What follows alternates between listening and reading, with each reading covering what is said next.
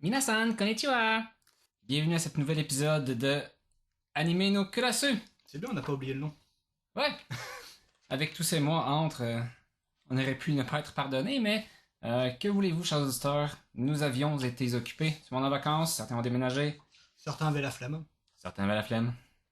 Nous attendions toujours l'épisode spécial pour Fantasia. Oui, ça vient. Un jour. Un jour. Ça Ça va arrivera. être possible pour l'année prochaine. D'ailleurs, la plupart des films qu'on a parlé pour cet épisode spécial-là sont maintenant rendus en Blu-ray et sortis.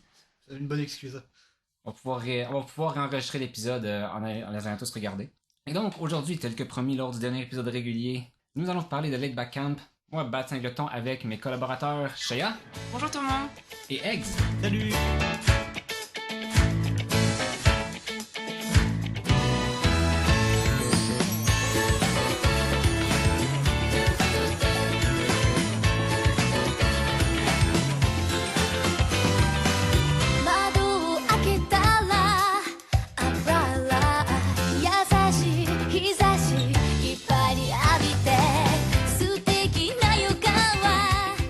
Donc, Laid Back Camp, un petit anime bien confortable. Un petit plaisir pas très coupable que je recommande absolument à tout le monde.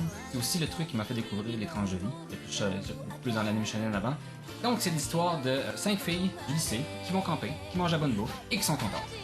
Enfin, c'est une adaptation d'un manga du même nom, composé et dessiné par Afro, disponible aux éditions Nobinobi sous nom Au Grand Air et Laid Back Camp en anglais, édition Young Press. À qui avons-nous affaire dans cet anime? Donc tout d'abord, on a affaire à Shima Rin. C'est une adepte du camping hors saison depuis très longtemps grâce à son grand-père. Ensuite, on a Kagami Nadeshiko. Donc elle va tomber sur Rin en fait lors d'une escapade en vélo et va découvrir le camping grâce à Rin. Et va devenir complètement excitée à propos de ça et décider de rejoindre le groupe de son lycée qui en fait en tant que club scolaire. Ensuite, on a Inuyama Aoi. Donc elle fait partie justement de ce fameux club d'activités parascolaires avec Ogaki Chiaki, qui est, me semble, la présidente, c'est ça, Ouais. du club de camping.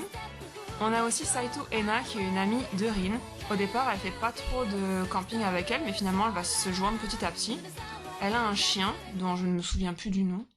Ça ressemble à Chihuahua parce que c'est un Chihuahua. Chikuwa. Chihuahua. Ah, Chikua, c'est ça. Et, Littéralement saucisse. c'est vrai? Oui. Donc c'est ça. Donc Chikua, qui est un peu la mascotte du camping quand il est joint. Et dans les derniers persos plus ou moins principaux, on a Toba Minami, qui est la prof, parce que dans les clubs au Japon, il y a toujours un prof qui est associé au club. Donc elle, c'est la prof associée au club. Et elle est connue pour se saouler la gueule à chaque fois qu'elle va en camping. En tout temps. En tout temps. C'est d'ailleurs assez marrant parce que c'est des personnages qui arrivent assez tard au final dans la première saison. On la voit un petit peu vite fait, épisode 7-8, et puis on la revoit vraiment avec un peu plus d'importance dans les 3 derniers épisodes de la Oui. saison. Pareil, le chien ne va pas arriver avant. Oh, non, On le voit, mais il fait pas partie intégrante du trip au camping avant la fin. En fait, il est très présent dans les... Bah, même la prof, ils sont plus présents dans les saisons 2. Et le film, en fait, c'est un peu le chien qui fait tout foirer leur affaire. Hein. Oui, c'est vrai. Donc, Je sais pas, je l'ai pas vu moi. quand tu verras. Mais dans le film, le chien a une importance capitale. C'est Ça le m'étonne. tournant du film. Le personnage clé. Donc, Yuru Camp, c'est une adaptation du manga du même nom, traduit en français par Au Grand Air aux éditions Nobinobi. On le retrouve aussi disponible en anglais sous le titre Laid Back Camp aux éditions Yen Press et c'est fait par Afro. On va donc vous parler de la première saison diffusée durant l'hiver 2018 qui comporte une douzaine d'épisodes. L'opening Shiny Days de Asaka et l'ending Fuyu Biori de Sasaki Eli. Le studio à la production, c'est Sea Station, un studio, ma foi, assez peu connu, en tout cas pour moi, je crois que c'était un peu pareil pour vous, Et on vraiment pas produit grand-chose. qui avait à l'époque proposé Star Mew et Akyu Hoshin Engi. Même ça, je les connais pas. Moi. Vraiment, j'en ai aucune idée. J'ai aucune idée de ce que c'est. C'était vraiment des illustres inconnus avant Laid Back Camp. À la direction, Kyogoku Yoshiaki, qui a travaillé sur Blood Sea et qui a dirigé les épisodes Encouragement of Climb. Qui a fait de la direction d'épisodes sur Encouragement of Climb, Robotic Notes et Tokyo Ghoul. Au caractère design, Sasaki Mutsumi sur Chaos Head, Dragonair Academy, Phantom. Ah, ça, je connais Phantom. Bon, je connais aussi Tokyo Ghoul en même temps. J'ai pas dit, mais ça me parle un petit peu plus. À la direction artistique, Yoshimi Umino, sous le nom de plume Yoshmimi Uno, pas facile à prononcer, qui a bossé sur Hack Legend of the Twilight, Route et Signs, Moto to Love Ru, Negima, Phantom et Senseiya Soul of Gold. Pour la musique, Tateyama Akiyuki, How a Realist Hero Rebuilt the Kingdom saison 1 et 2, Kemono Friends saison 1 et 2, Nekopara et Kuma Miko Girl Meets Beer. Ça, je vais regarder un petit peu. Moi, j'ai regardé aussi, j'avais trouvé ça bien. Un peu chelou, mais... C'était rigolo. C'est pas animé de l'année, là, mais ça se regardait. Question Seiyu, par contre, c'est pas la même histoire. On a un peu des pointures dans le milieu. Pour Shimalin, on va avoir Toyama Nao, qui a pu faire Shiota Nagisa dans Assassination Classroom, Kongo dans Kankole, j'imagine que ça fait plaisir à certains, Kasaki Nozomi Sundephonium, et pour moi personnellement ce sera Elf dans Goblin Slayer. Pour Kagami Hara Nadeshiko, on a Hanamori Yumiri, qui aura fait Zero dans Grimoire of Zero. Oh tiens, c'est elle. Non, je savais pas qu'elle faisait aussi des persos... Elle est très versatile. Ouais, c'est surprenant. Parce que ça, Zero, c'est comment... c'est pas un perso un peu... Tsundere Si, un peu, hein. Je crois, hein.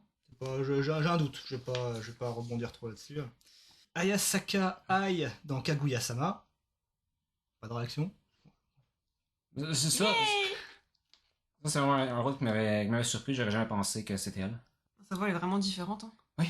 Pour Inuyama Aoi, on a Toyosaki Aki, Isakakawa Tetsudo dans Anohana. Bah, pour moi, tiens, pour me faire plaisir, Shinatose Izana dans Night of Sidonia. Et Soma Isuzu dans Fruit Basket pour me faire plaisir.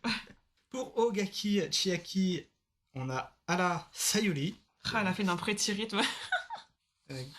Qui est peut-être un peu moins connue, elle, pour le coup. Ah, c'est pas connu pantoute. C'est la novice de la gang.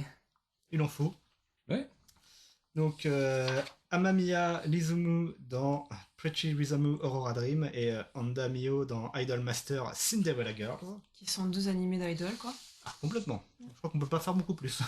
Pour Saito Ena, Rie Takahashi, Emilia dans ReZero, Saito Ena dans Eurocamp.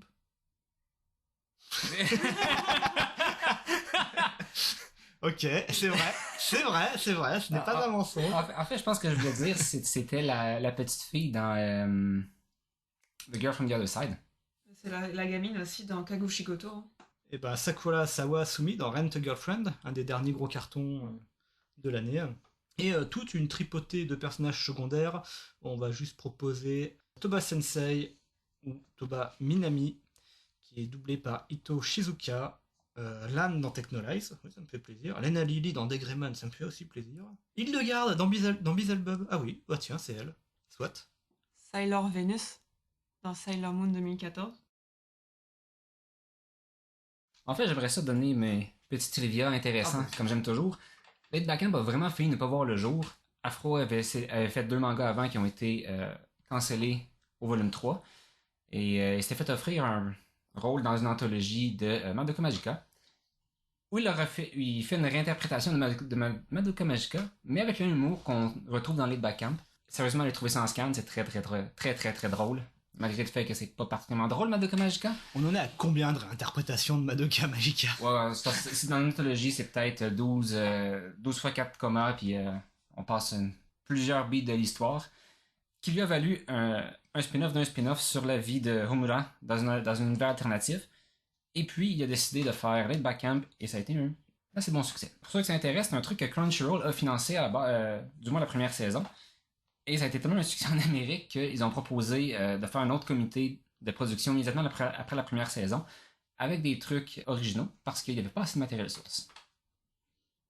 Pour ceux qui s'intéressent, vous pouvez trouver sur Crunchyroll une carte Google Maps avec absolument tous les points réels qui ont servi de référence à l'anime et de façon très détaillée.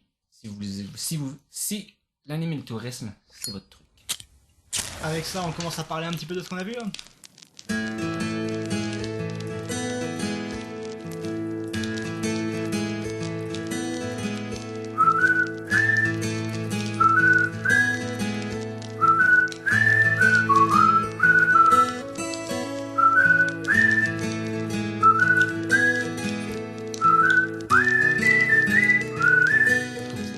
va commencer, c'est moi qui commence les hostilités. Non, en oui. fait, tu devrais déjà nous demander ce que nous on en pense.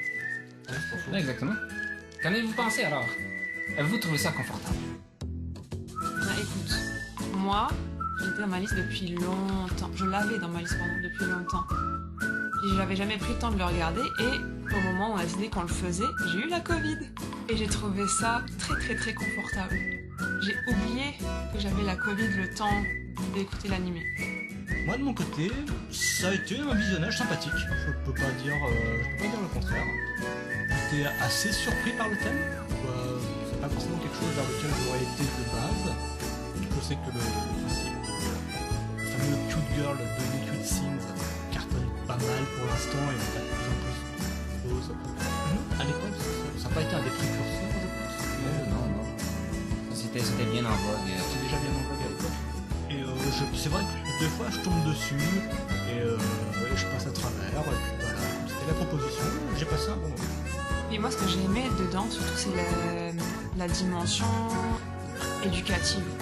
Parce que, mettons, le camping hors saison, c'est quelque chose... Enfin, très sincèrement, moi, le camping, déjà tout court, c'est quelque chose qui m'attire pas. Je suis allergique au soleil, je suis allergique aux moustiques. Fait que pour moi, l'été, là, c'est un peu la saison de mon décès. Donc, aller faire du camping, c'est clairement zéro un truc qui m'intéresse. C'est pour ça que quand je l'avais mis dans ma liste, j'étais comme, bon, ça a l'air bien, ça va être mignon. Mais je pensais pas que ça allait m'intéresser. Finalement, le camping hors saison, ça a l'air malade. Comme après avoir fini ça, j'ai directement écrit à Bad Singleton pour genre avoir des références de tentes, de matelas. Puis ils montrent vraiment tout le matériel dont ils ont besoin. Donc j'ai trouvé ça vraiment cool parce qu'en fait c'est des vraies références. Comme si tu veux faire du matériel qui existe pour vrai. C'est ça, donc si tu veux faire du camping hors saison, dans n'importe quel pays, bah t'as déjà des belles références pour genre commencer. Parce que moi j'y connais rien. Puis grâce à Eurocam, j'ai l'impression comme de savoir déjà qu'est-ce qu'il faut que je m'achète de base, tu sais. Est-ce que tu crois qu'ils ont été sponsors pour le matériel? Je crois qu'ils citent deux marques. Ah, quoique, si. Ils citent les marques? Je crois qu'il y a certaines marques, non, des fois? En fait, me souviens pas. je ne serais pas étonné parce que je sais que le fabricant de la tente, j'ai vu le tuque, j'ai même acheté la tuque de Rin, qui a pas exactement les mêmes couleurs, tristement, mais comme je dis, je serais pas étonné que ça a été sponsorisé parce que plusieurs trucs qui existent et même plusieurs articles, dont la tente de Rin, qui ont été longuement hors stock parce que tout le monde s'en achetait une. C'est vrai que c'était assez marrant pour un animé qui va vous parler de camping, de mettre sa saison principale. On commence véritablement en mi-automne, fin automne. On est facilement déjà en octobre, les feuilles sont rouges et tout. Sur vraiment les premiers épisodes. Et on va passer vraiment toute la saison en hiver. On va d'ailleurs finir... Spoiler, attention, comme d'habitude. On va finir sur les derniers épisodes qui se passent pour Noël. Et on va vraiment être dans une période où on se dit pas forcément, bah tiens, je vais aller faire du camping. Le camping d'hiver, c'est pas forcément la première chose qui vient à mon esprit, en tout cas, à moi. Même si j'imagine que, oui, effectivement, il y a des gens qui doivent aimer ça, il n'y a pas de souci. C'est assez surprenant que pour une première saison, moi n'ayant vu que la première saison, j'imagine que peut-être que ça change un petit peu dans les saisons suivantes. On se retrouve avec véritablement tout un principe de on va camper dans le froid. Mais en fait, pas vraiment, parce que même les saisons d'après, c'est sur automne-hiver. Elles campent pas, en fait, pendant la saison haute, qui est l'été, parce que c'est moins cher de camper hors saison. Enfin, on n'a pas mentionné ça, mais Rin est un peu est asociale. Elle préfère justement camper hors saison parce qu'il n'y a pas de moustiques, il y a aussi personne, il fait pas chaud. Justement, dans les autres saisons, ça continue durant l'année, je pense que la deuxième saison finie, on est avril, il me semble. Et les livres continuent, il me semble, c'est mai-juin presque. Début de la saison régulière, je sais pas ce qu'ils vont faire. Les volumes pas encore sortis. Attachez-moi quelqu'un.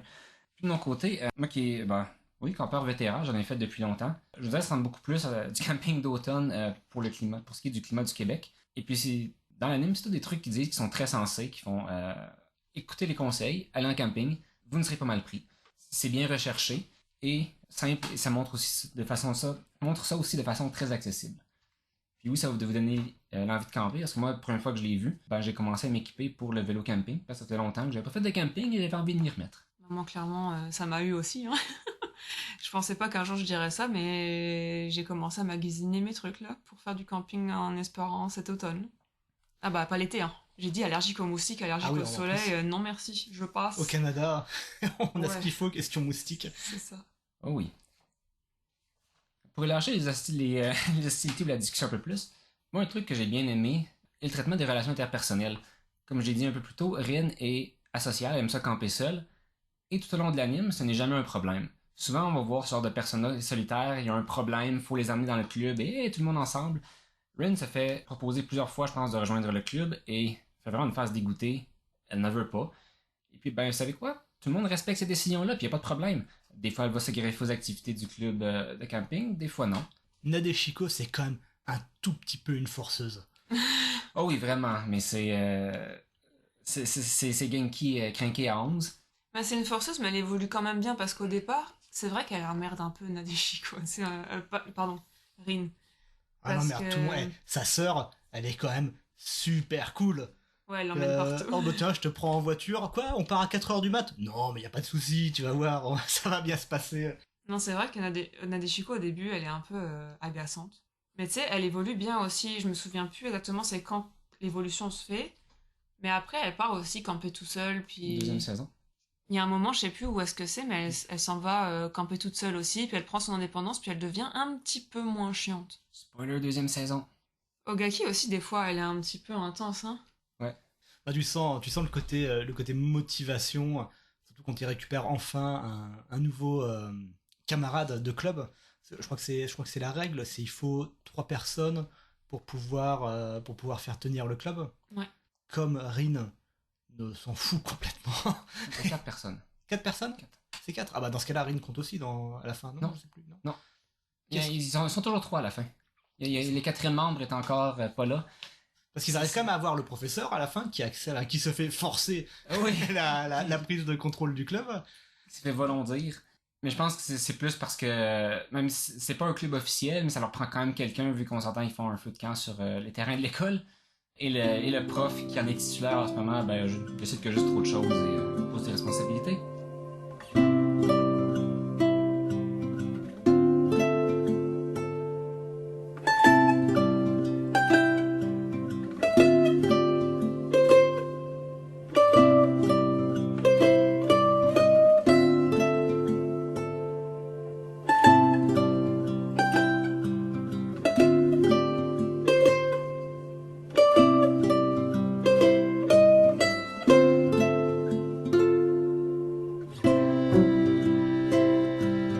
Et moi, ce que j'ai aimé aussi dans cet animé-là, c'est en plus du fait que, genre, on voit du camping là, c'est une tranche de vie, il se passe rien, mais en même temps, on découvre plein de trucs du Japon parce que c'est vraiment des places qui existent, des campings qui existent, comme quand ils vont manger des spécialités, c'est des spécialités qui existent.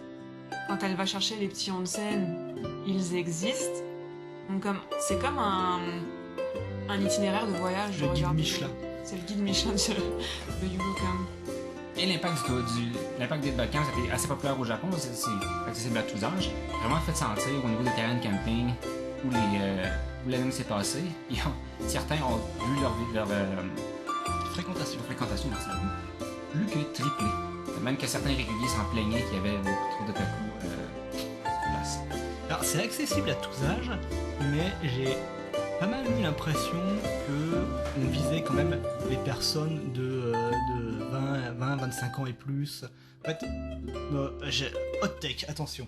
En regardant un petit peu, en ayant de plus en plus de visionnage sur que ce soit de l'isekai ou du slice of life de cette manière, en particulier le genre Cute Girls Doing Cute Things, j'ai eu l'impression justement qu'il y avait un petit peu un parallèle entre les deux, à savoir on va présenter des choses, dans les isekai en général l'idée c'est de dire une personne qui avait une vie qui en général est pas folichonne se retrouve embarquée à faire des choses nouvelles en général grâce à la magie, grâce à tout plein de pouvoirs qu'il récupère, Ou juste par intelligence. ou leur son intelligence parce qu'il a une capacité qui dans ce monde-là est très très efficace. Attends, faut que je structure, hein. Ça peut partir un peu bizarre, ne vous inquiétez pas. C'est pour les gens, toi t'as raté un peu des trucs, t'es pas content de ta vie, quoi que ce soit, tiens, ta deuxième chance. Et en fait, dans ce que ça présente, Eurocamp, il y a un petit côté, les choses que t'aurais pu faire si t'avais eu l'occasion, regarde ça existe, tu peux, profite pour faire ces choses-là. Parce qu'en fait, les filles, la manière dont elles sont présentées, les personnages des filles, sont effectivement des jeunes filles avec le côté un petit peu humoristique, la vie, de gamine qu'elles peuvent avoir. Mais au final, je trouve que la personnification de ces personnages, la manière dont on les habille, dont ils les présentent, on a plus l'impression à faire à des jeunes filles de 20-25 ans dans la manière dont elles sont, dont elles interagissent entre elles, que à des filles de 14-15 ans. La seule chose qu'elles font pas, c'est sortir une canette de bière pour boire un coup, mais Ça, c'est la prof qui fait ça. donc ça m'a fait un peu penser à ça. On essaye de présenter quelque chose en mode bah tiens regarde tu peux faire ce genre de choses, ça existe, tu peux profiter de ce genre de phénomène, pas de phénomène mais Vas-y. de loisirs, ouais, voilà. Et pour ça, je pense, effectivement, on est plus sur un public de personnes un peu plus âgées que de personnes jeunes. Même si des personnes jeunes peuvent totalement regarder Eurocamp et en profiter. Je suis d'accord avec ce hot take-là. C'est justement ce manga seinen. Assez curieusement, en France, c'est visé pour les enfants. Littéralement, jeune public, style 12 ans. Et même que par la saison 2, les volumes qui suivent, on se demande s'il n'y a pas justement une espèce de visée de on va avoir des places au moins autour de la préfecture de Yamanashi. Il y a peut-être du sponsoring qui s'y fait, tu sais. La recherche, montrer des spots touristiques, on le voit, ça emmène du monde. Il y a peut-être une visée publicitaire, je veux dire. Justement, Montbell, la compagnie, une des compagnies qu'on suspecte qui sponsorise ou du moins qui inspire fortement les équipements, en profite parce qu'ils vendent plus de leur stock. Une critique plutôt valide. Puis effectivement, maintenant que tu en parles, ils sont première année lycée. Ils ont leurs canons sont beaucoup plus en ordre que les miens l'étaient à leur âge. Et puis t'as ce feeling en fait, tu remplaces le camping par une soirée dans un bar, dans une ville. En fait, tu te dirais que t'as affaire des femmes de 20-25 ans qui sont en train de passer une soirée entre elles, et de discuter, et de boire un coup, de faire la fête. Je trouvais qu'il y avait un peu ce feeling-là dans ce qui se passait, en fait, dans les interactions entre les personnages. Je vais spoiler un peu le synopsis du film. C'est justement ça qui se passe. Le film est totalement original. Ça se passe 7-8 ans plus tard. Tout le monde est adulte, tout le monde travaille. Puis c'est Ogaki qui travaille au centre, l'organisme touristique des Yamanashi, décide d'ouvrir un camping. Et on retrouve pas mal les mêmes personnalités, le même genre d'interaction. Puis justement, ils ont l'âge de boire. Et ça boit un peu aussi. Scène très très amusante du début entre Erin et Ogaki d'ailleurs. Prendre le taxi de Nagoya jusque dans le fin fond de Yamanashi. Rassure-moi, le chien est toujours en vie. C'est pas donné. Le chien est toujours en vie, il se fait un peu vieux malheureusement. Mais il est toujours là, oui. C'était mignon. Parce qu'on voit clairement l'évolution du chien, tu sais, comme il va plus très bien, il a du mal à marcher. C'est un vieux chien. C'est ça. Donc je trouvais ça cool qu'ils fassent la... Tu sais, ils ont adapté les âges de tout le monde.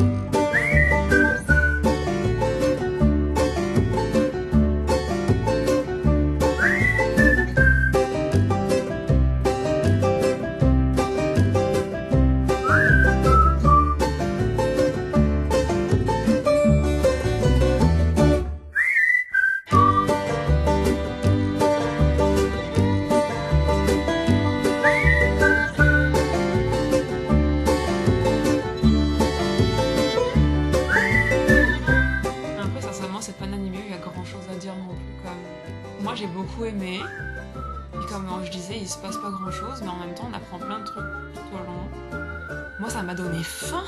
Comme à chaque fois que je regardais, j'avais faim. La bouffe qu'ils font, ça donne faim, d'accord, mais qui est-ce qui mange un broch en buvant un caramel macchiato?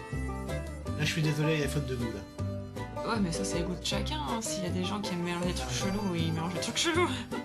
Mais j'avais faim, mais parce que, justement, tu vois, moi, le truc avec le camping, c'est que moi j'aime ça avoir ma douche et j'aime ça manger bien. C'est si tu me dis on part une semaine en camping puis on mange des vieux sandwichs de jambon là. Tu veux faire du glamping? Tu sais, la tente me dérange pas et tout, mais je veux manger correctement. J'ai pas envie de manger cheap. Et elle, quand elle mangeait, là, ça avait l'air malade. En vrai, ça me donnait faim là quand elles font du oden. Puis tout, je me demandais même en vrai si c'était possible de faire vraiment ça là, parce que comme elles sont installées, on dirait leur salon quoi. Le campeur dans la salle va confirmer ou infirmer. Oui, c'est à peu près possible de le faire, surtout que ce qu'elles font, c'est une journée ou deux. Oui, voilà. C'est vrai qu'elles font jamais des très gros trips de plusieurs semaines. Et les températures aident. On s'entend que garder la viande dehors en automne, en tout cas, du moins, ils font quoi, une dizaine de degrés et moins.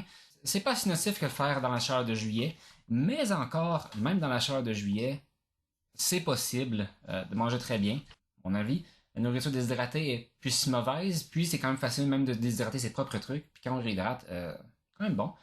Et puis, C'est juste qu'elle, à chaque fois, elle ramène des produits frais. Et je me demande, mais y a pas des singes, y a pas des ours au Japon qui viennent piquer la il nourriture? y en a. Yamanashi, il n'y a pas de singes.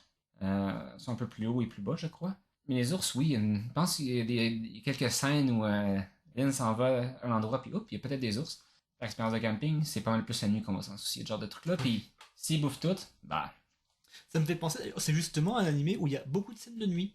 Ouais, parce qu'il faut qu'elles s'éclairent, qu'elles allument le feu, qu'elles cherchent les pommes de pin. Konnichiwa. konnichiwa. Non, c'était vraiment mignon. Les pommes de pin, le doublage des pommes de pin est assez Ouais. mignon et je pense. Qui a fait le doublage des pommes de pin? On ne sait pas. Après, j'ai presque de la peine parce que quand elle les fout dans le feu, elle dit Atsui. J'étais comme la pauvre pomme de pain. Donc si jamais je vais en camping, j'irai pas brûler les pommes de pain. C'est plus possible maintenant. Non. Mais Elles ont une âme. c'était très agréable les scènes de nuit, le rendu est vraiment sympathique. Ça aide beaucoup parce qu'effectivement, je crois qu'il y a la manière dont on présente les choses. Comme on a compris que le cœur peut-être de l'anime, c'est le cosy. Les scènes de nuit justement à côté du feu de bois, dans les duvets avec les écharpes. Ah oui, alors si vous voulez une collection écharpe bonnet, vous allez avoir tous les modèles, tous les styles, tous les choix. C'est vraiment un petit côté tranquille là-dessus. Puis elles ont toutes leurs chaises. Il y en a une qui veut un hamac, il y en a une qui cherche. Elle prend 2 chaises pour faire comme un hamac, mais c'est pas vraiment un hamac. Il y a un peu toutes les configurations pour tout le monde, quoi. L'autre truc que je voulais te dire, c'est aussi, le message de l'anime, c'est que tout le monde peut faire du camping, tout le monde peut trouver son compte. Ena, même au début, l'invite juste même venir la journée. Ça a l'air d'être quelque chose qu'ils font, juste s'en aller la journée dans le terrain de camping, puis on revient le soir. Autant que Rin qui aime camper seul, que les filles du club aiment camper en gang, faire des gros repas, que la prof qui aime se péter la face avec de l'alcool. Et je mets zéro jugement, zéro rien. En fait, oui, il y a quelque chose, tout est correct, tout est valide. Allez en plein air. C'est quand même assez drôle de voir que vraiment, dès qu'elle arrive, elle sort sa canette, elle est en train de faire cuire son bout de lard, et c'est parti. Au moins, ils ont besoin de la prof pour pouvoir être emmenés en voiture, aller chercher des glaces, et il arrive à côté, et tu la vois qu'elle est déjà pas complètement pétée, mais qui est déjà bien partie. La première canette doit être au moins à moitié vide. En plus, je suis pas mal sûre qu'elle a pas le droit de faire ça. Comme c'est une activité extrascolaire, la prof elle est supposée être en plein moyen de ses fonctions, genre pour Pleine pouvoir maîtrise. pour les surveiller. Parce que, mettons, s'il se passe un truc, elle fout le feu ou quoi, c'est la prof qui est supposée comme régler les problèmes, tu sais. C'est la prof qui va les créer, les problèmes. Ouais, c'est pas dit parce qu'elle a pas l'air de bouger beaucoup une fois qu'elle a commencé à consommer.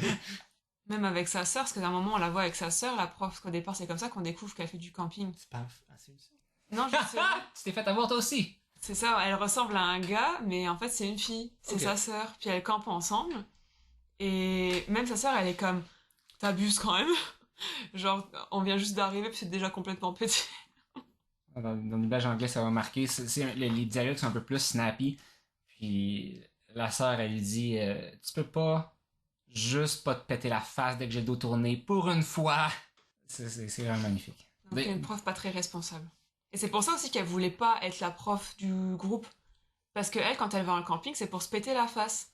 Je pense que c'est son principal hobby d'ailleurs. On voit toutes les facettes possibles du camping. Quand vous êtes en plein air, tout va bien aller. Vous êtes quelle facette? Moi, je suis Rin. Moi, je serais plutôt en mode cosy, tranquille. Hein. Le marshmallow au coin du feu. Ça, c'est mon truc. Il n'y en a aucun qui la prof, quoi. Ah bah, moi, je bois pas d'alcool. Ça va être compliqué. Je serais un mélange de Rin et la prof si ben, l'alcool c'était pas aussi fichtrement lourd à transporter en vélo. Ah, j'avoue, en vélo, ça limite pas mal les choix déjà. D'ailleurs, j'ai beaucoup de doutes sur la légèreté des bagages de Rin quand elle part en vélo. Ouais, au début, clairement, moi je suis comme. Pour l'avoir fait cet été, j'ai des doutes.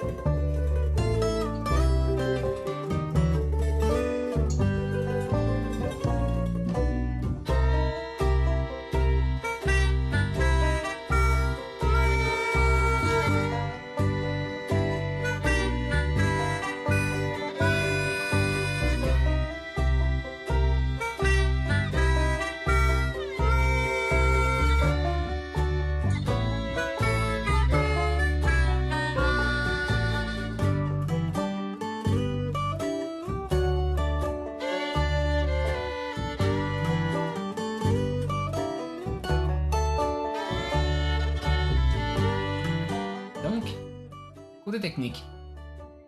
Et ben graphiquement, moi j'ai beaucoup aimé. J'aime la représentation de la nature en pas mal d'aplats avec un petit côté tableau en fait.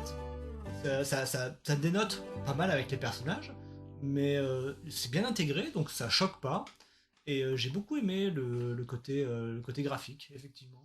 Moi, je pense la même chose. Comme pour vrai, ça m'a donné le goût d'aller faire du camping au Japon. Tu sais, tu vois les photos avec le panorama, le lac, le mont Fuji. Pour vrai, ça vend du rêve quand même. Puis j'ai bien aimé le chara-design des personnages. Je trouvais que ça fitait bien avec leur personnalité. Il y a vraiment un très gros boulot dessus. En même temps, c'est important, c'est véritablement les personnages qui font le. Enfin, si tu t'accroches pas au personnage, t'accroches à une tranche de vie, ça me paraît un petit peu compliqué. Mais oui, c'est vraiment agréable. Dans le chara design qui est plus intéressant parce que sérieusement, allez voir le manga, les chara design sont plutôt différents. Afro a une plume très, pas dire bruyante, mais très occupée, beaucoup de traits de crayon, pas beaucoup de shading traditionnel. Les personnages sont physiquement un peu différents. Je pense que ça a été une très belle adaptation du design, une interprétation plutôt pour l'anime. Mais aussi les arrière-plans étaient magnifiques. Il y a de mes amis qui appelaient ça de la pornographie d'arrière-plan. Je suis plutôt d'accord. Un autre truc que j'ai bien aimé, c'est la musique. La musique, avec une petite utilisation de musique diégétique aussi, où on se retrouve avec des bruits de radio qui font la bande son la bande son de la scène, de ce genre de choses. Une grosse présence de. Alors, moi, ça m'a rappelé de la musique irlandaise. Ouais, c'est vrai, hein, maintenant que tu le dis. Avec les petites flûtes, je sais pas, alors j'ai aucune idée de comment s'appellent ces instruments, mais petite présence de flûte, Du violon, des guitares acoustiques. et des thèmes qui vont aller de l'enjoué au calme, justement, tout avec une certaine fluidité. Il y a vraiment tout est fait pour qu'on Merci Mojo. Tout est fait pour qu'on se sente véritablement à l'aise, tranquille, avec eux au coin du feu, en fait. Puis même les musiques de l'opening, genre, puis de l'ending, toutes les saisons, je trouve que ça, c'est parfait. C'est comme, moi, j'aurais rien mis d'autre à la place, là. Les génériques, ils sont entraînants. Les endings, ils sont relax. Comme, pour vrai, les OST là-dedans, ils sont malades, là. C'était parfait. C'est un des premiers trucs que j'ai pris d'ailleurs quand j'ai été Tower Records à Shibuya, la bande son. Puis j'ai découvert, je trouve ça vraiment sympathique. Chaque terrain de camping a son propre thème. Ses propres thèmes, ils en utilisent plusieurs. Ils sont vraiment variés, bien différents. Des petites reprises de temps à autre pour certains thèmes. Je trouve que le compositeur s'est vraiment bien donné. Et, une belle découverte. C'est un truc que j'écoute souvent. Et même que le thème principal, la petite guitare avec le feu, c'est mon alarme de réveil matin. Ça pourrait être dans Animal Crossing que ça choquerait pas. Ouais, je suis vraiment d'accord avec ça. Ça sera encore plus confortable. Mais il y a un bémol quand même sur les graphismes. Ah oui, la 3D, l'utilisation de la 3D. Oui, bon, bah, ça, effectivement. Ça roule pas très haut. Les véhicules en 3D, c'est raté. Ah, la voiture, là, c'est quelque chose. C'est ce qui est le plus choquant, c'est en fait que parfois c'est en 2D, parfois c'est en 3D. Et le plus drôle, j'ai un œil particulièrement aiguisé pour l'usage du 3D, j'arrive à voir ça à peu près tout le temps. Puis j'ai juste remarqué, dans la saison 2, que le scooter de Rin était parfois en 3D. C'est quand j'ai regardé la saison que je me suis dit, ah ben tiens, il était aussi en 3D dans la saison 1. Alors, le scooter passe un petit peu mieux Que la voiture, ouais. Oh non, oh non. Ah, ouais. Oh non, Moi, c'est la voiture qui m'a choqué. Hein. C'est le scooter qui me choque. Le foulard n'est pas animé. Puis quand on la voit animée en 2D, je me demande le fichu foulard est animé. Écoute, moi j'ai trouvé ça dégueu anyway. Ça m'a fait penser un peu, tu sais, l'animé de. Justement, la fille qui fait du scooter là. Super Cub. Ouais, c'est ça, Super Cub. Ou pareil, quand genre l'animé il est super relaxant, posé, c'est un peu la même vibe. Un peu plus calme, Plus mettons. sombre, non, Super Cub. Plus quoi? Bon, sombre, t'as un épisode. Bah, À la fin, t'as un épisode un peu plus dramatique, mais. Ouais, c'est un petit peu Bah. plus sombre, puis c'est pas d'humour, c'est rien, c'est vraiment très contemplatif. Mais comme l'animation du scooter était dégueulasse aussi, là. Si vous avez des capacités en animation de scooter, il y a manifestement des postes à prendre dans l'animation japonaise. Mais parlant d'animation régulière, je suis quand même surpris à quel point ça économise. Il y a vraiment une économie d'animation, c'est pas très animé, mais on s'en rend jamais compte. Parce que l'animation est tout le temps bien sélective. Quand un personnage va parler, il va tout le temps un peu bouger la tête, bouger un peu le corps. Il n'y a jamais juste un peu d'animé low budget, il y a juste vraiment la bouche avec une. Tout est statique. J'ai quand même regardé ça avant de tendre mes goûts et de voir, comprendre c'est quoi de la bonne animation, de la mauvaise animation. Je me suis toujours dit que tout est bon sauf l'animation. Mais je me rends compte qu'au contraire, le directeur ou de la production, la personne qui a loué le budget de où c'était animé, c'est très bien ce qu'elle faisait. Bah, je pense que les techniques d'animation et en fait toute la technique derrière, que ce soit la musique ou autre, ils ont choisi des choses un petit peu simples, un petit peu tranquilles, mais qui sont en accord avec le thème de l'anime en fait. On veut quelque chose de fluide, on veut quelque chose de tranquille, de reposant. Faut pas. Je pense que l'idée c'était vraiment de dire on va pas sortir énervé d'un épisode de Eurocamp. C'est Oh, vraiment jamais. on est reposé parce que les gens, bah, qu'est-ce qu'ils ont fait? Ils se sont reposés, ils ont bien mangé, ils ont pris leur temps et tout le setup qui a été proposé au niveau technique, je pense, suivait cette directive-là. Et que c'est un choix. C'est pas juste de dire non, non, on va pas trop mettre de moyens, on Oui, va c'est pas ça, parce que pousser les choses. même la saison 2 reste quand même dans ces eaux-là, c'est un peu plus animé. Mais c'est jamais hyper animé, mettons la Kyoto Animation ou avec Cloverworks. Mais sans besoin non plus. Non, ça fonctionne avec ce que ça propose. C'est parfait.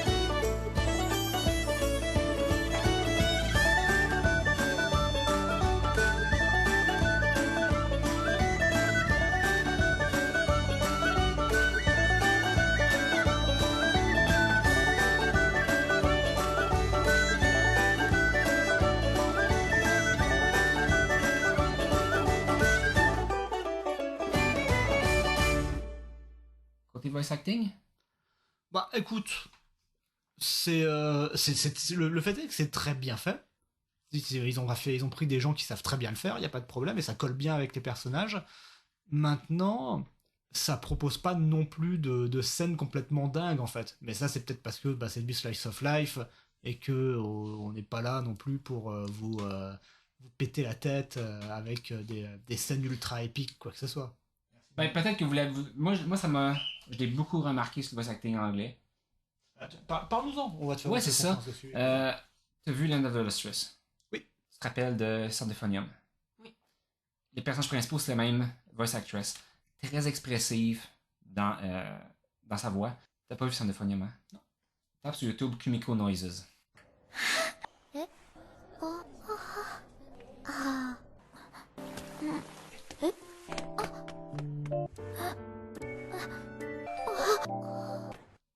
Ce genre de truc-là. Puis, Vraiment des gens qui font des vidéos comme ça. Je vais pas te dire ce qu'ils font dessus. Hein. Ok, je vais pas savoir. il y en a même fait le remix de Le Galop Infernal avec les bruits de Kumiko. C'est vraiment magnifique. L'ouverture de Guillaume Tell, tu veux dire? Tan, tan, ta, ta, ta, ta, ta, ta, ta, Ah non, ta. Orphée descend aux enfers. Oui. Avec des bruits de Kumiko, c'est magnifique. Puis c'est quelque chose justement qui est beaucoup dans les backcamp. Tant que moi qui aide à faire venir en vie. Puis c'est pas quelque chose que j'ai remarqué avant d'écouter le dub anglais. Le dub anglais, ça va être beaucoup adapté, c'est naturel. Puis ce que j'ai beaucoup vu comme dub anglais, c'est l'action. Puis on arrive dans une pure tranche de vie. Puis c'est quelque chose vraiment, c'est que les personnages vont beaucoup s'exclamer, la nourriture est bonne. Regardez Nadeshiko, hein. C'est quelque chose qui amène vraiment beaucoup de la vie au personnage. Puis soit tous les voice actresses ou le directeur ont vraiment compris comment donner cette vie-là au personnage. C'est quelque chose que j'avais jamais remarqué avant, mais cette espèce d'acting physique-là est vraiment important. Ça fait partie, ça fait complètement vivre le truc. Et je pense que pour justement des slice of life, on a besoin de ce genre de choses. Parce que, comme je vous dis, c'est pas... On n'a pas de grosses scènes d'action où les gens vont beugler sur un cheval ailé et un glaive à la main. Et on a besoin de se sentir un petit peu proche de la personne. Et ce genre de choses fonctionne, je pense, dans ce sens-là. Moi, j'ai rien à ajouter parce que vous dites déjà tout ce que je pense et que je fais juste hocher la tête en signe d'approbation. Il y a Mojo qui est d'accord aussi. Il est très d'accord même.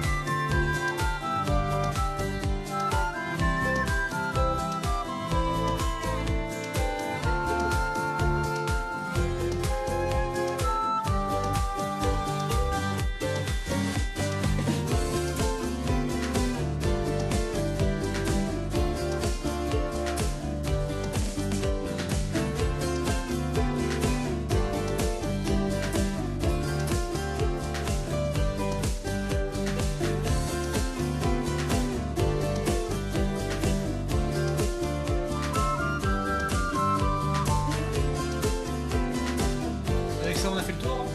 Hein. Pour moi, oui. Et donc, on conseille ou pas? 10 sur 10.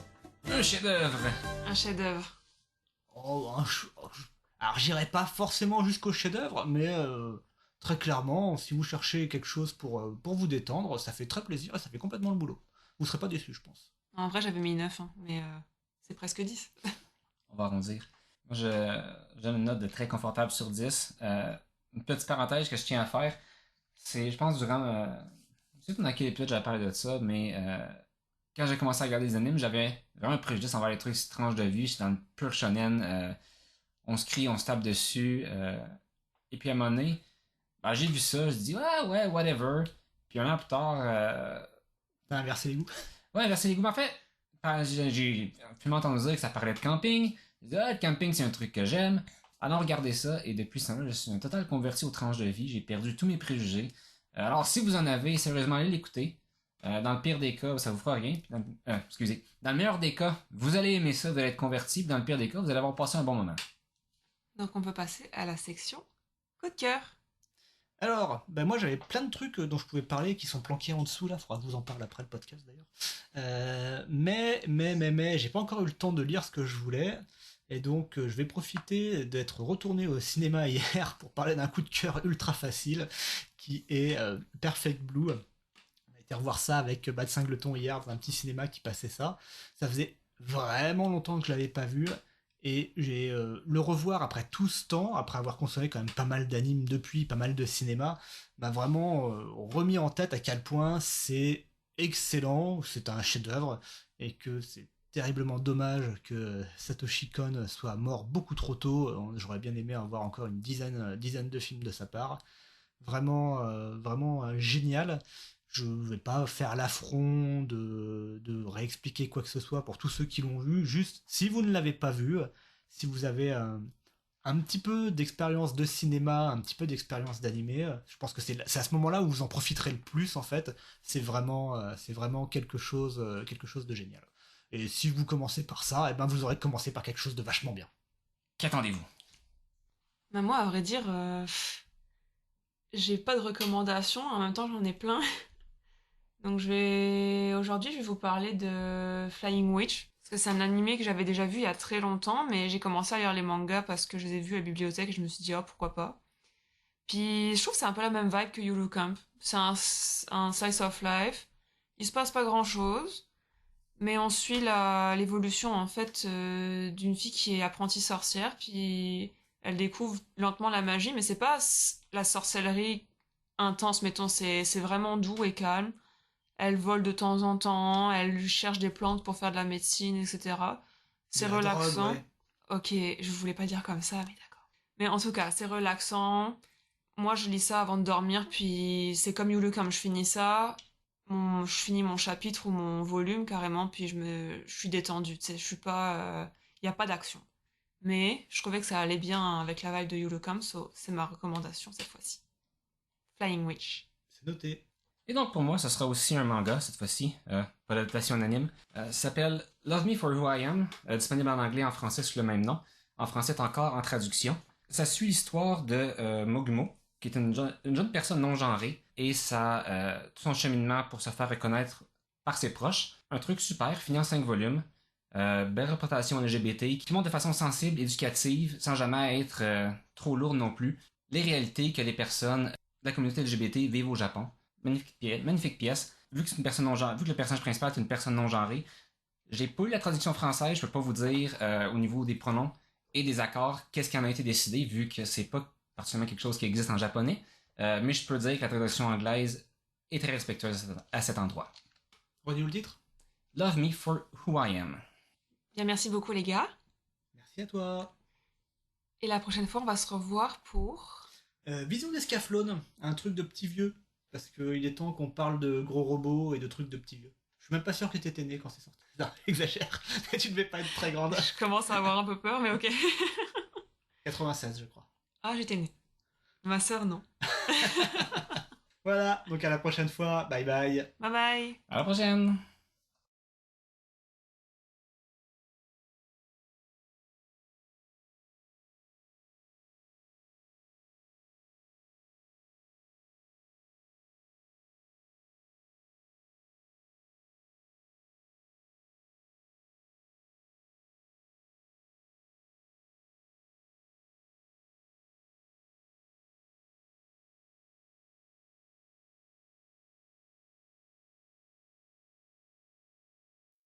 Oui, bon, voilà. Il était muté.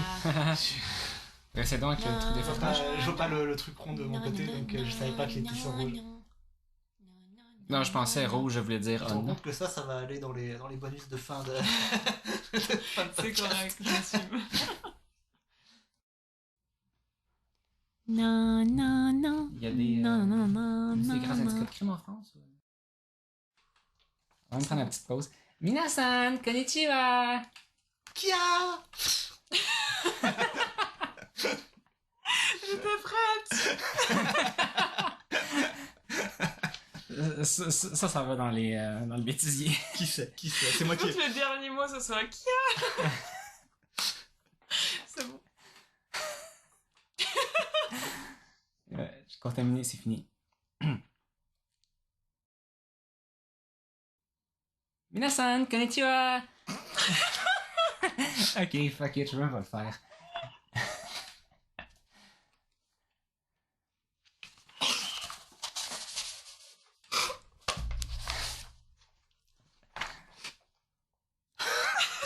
Faut pas pleurer. Et voilà, on fait pleurer chez Yann Studio. Ça va aller. Un petit verre d'eau. C'est quoi J'étais pas prête. C'est bon, je suis calme. Bonjour les potes. Quoi, c'était quoi ça?